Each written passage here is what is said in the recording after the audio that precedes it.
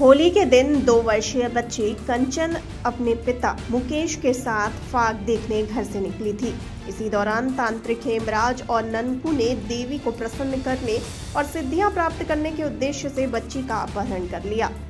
बता दें कि निर्ममता की हद पार करते हुए उन्होंने गड़ासे से बच्ची की हत्या की और शव को नाले में फेंक दिया। घटना के बाद बच्ची के परिजनों ने पुलिस में शिकायत दर्ज कराई, जिसके आधार पर त्वरित कार्रवाई करते हुए दोनों अभियुक्तों को गिरफ्तार किया गया।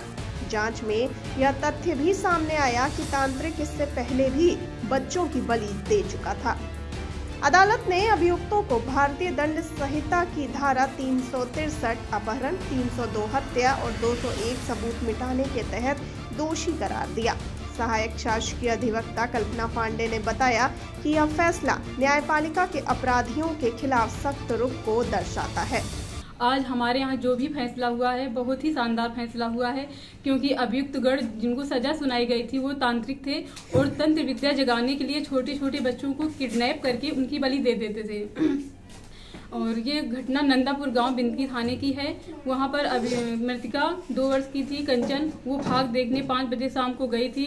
तो शाम को वहां पर गली में मौजूद अभियुक्त हेमराज जो सेमेसी गांव का है और अभियुक्त ननका जो सिलावन गांव का रहने वाला है, उन्होंने बिटिया को किडनैप कर लिया। किडनैप करने के बाद अपने घर में उसको रखा। रखने के बाद उसको आला कत्ल गड़ासा से काट काट कर उसका कलेजा काटा, हाथ काटा, पैर काटा। उसके बाद देवी जी में बलि चढ़ा दी। बलि चढ़ाने के बाद शव को साक्ष्य छिपाने के लिए नाले में डाल दिया, जो खजुआ पेट्रोल पंप के पास नाला है वहाँ पे डाल दिया। इसके बाद जब विवेचना हुई, पुलिस आई, सारे गांव में छानबीन की, तो जो गांव वाले थे उन्होंने साक्ष्य दिया कि हमारे यहाँ जो 2 लोग तांत्रिक हैं जो छोटे बच्चों को किडनैप करके उनकी बलि देते हैं। तो अभियुक्तगण घटना के दूसरे दिन पकड़े गए। पुलिस ने जब उनसे कबुलवाया तो उन्होंने कबूल किया, घटना को बताया कि मैंने ही कुमारी कंचन की बलि देकर के हत्या की है। उसके बाद आला कत्ल गड़ासा अभियुक्तगणों के कब्जे से बरामद हुआ और उन्होंने घटना को स्वीकार किया। ये आला कत्ल गड़ासा विधि विज्ञान प्रयोगशाला लखनऊ भेजा गया, जहां पे जांच में ये पाया गया कि इस आला कत्ल गड़ासे में मानव रक्त ही है।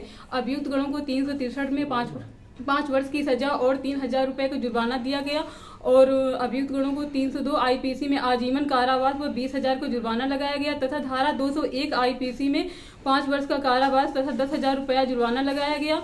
आज अभियुक्तगण जेल चले गए हैं और घटना के दूसरे दिन से ही अभियुक्तगण जेल में थे।